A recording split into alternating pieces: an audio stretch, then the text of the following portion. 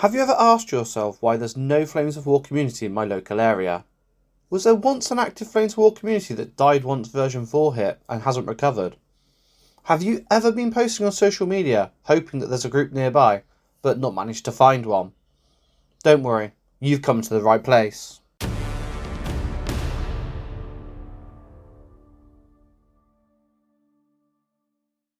Welcome to another video by Overlord Games. In this video, we're going to discuss how to grow your local community and some tips on making those first steps on the road to creating a great Flames of War community that will thrive for the future.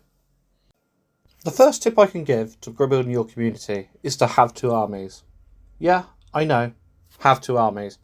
I know this can be a bit obvious, but building two armies really helps. The Flames of War starter sets such as Hit the Beach or Stalingrad are great for this, because there's two armies with a little bit of variety that would allow you to play a game against someone else. With two armies, you can easily run intro games for interested players. If possible, do this in your local store or gaming club and be prepared to answer any questions from interested bystanders. Fully painted models and scenery can really help you here. The visual impact of two 15mm scale armies fully painted is a great tool for advertising. But don't let having unpainted models stop you. Also, be prepared to sit out a game between two players and run the game. This way you can introduce two players at the same time who have a roughly similar experience level and be the rules master to ensure there is a smooth game with any queries answered by you. The next thing to do is to have a chat in your local game store. See if they're aware of any players that are interested to the game, because they might have spoke to them about maybe stocking it, or maybe they were in the same position. Maybe that player is currently lurking in their garage hoping to find someone to game with. If there are, then make an effort to arrange a game and talk to them. You'll meet some great people along the way on that journey. Send them links to videos to keep new players engaged, and don't spam them 24/7 of course. But sending a link to a battle report or a video every now and again can help retain that motivation and make that person feel that the community is still going. Don't forget to utilise social media. Create a Discord or Facebook group for your local area to keep in touch with any interested players. Post pictures of your games online and try to keep the tables clear of dice and cans. Something that I'm sure that we all have been guilty of in the past, me especially. There are plenty of people running groups that you can turn to for advice. The Flames of War community, in my experience anyway, is full of people who are happy to share their advice with you and their experiences with running groups. So don't be afraid to reach out to them and have a chat to learn a little bit more. Remember guys, not all heroes wear capes, but be the driving force for your local Flames of War community.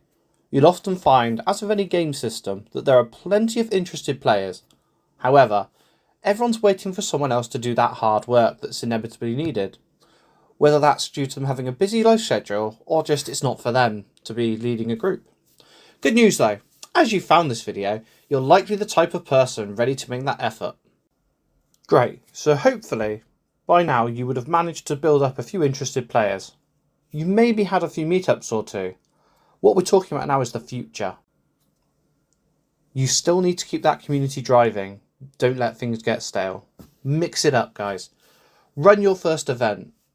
This of course comes a little later on, but it's an important point to think about. What type of players have you managed to get together? If your community is narrative driven, then you might find a highly competitive tournament is not the right starting point. However, who decreed every tournament must be a highly competitive thing in the first place? Why not just have a nice narrative tournament, friendly games between players? Likewise, if you've got a lot of players who like to build big armies, why not push the rules to their absolute limits and try one of those mega battles you sometimes hear about?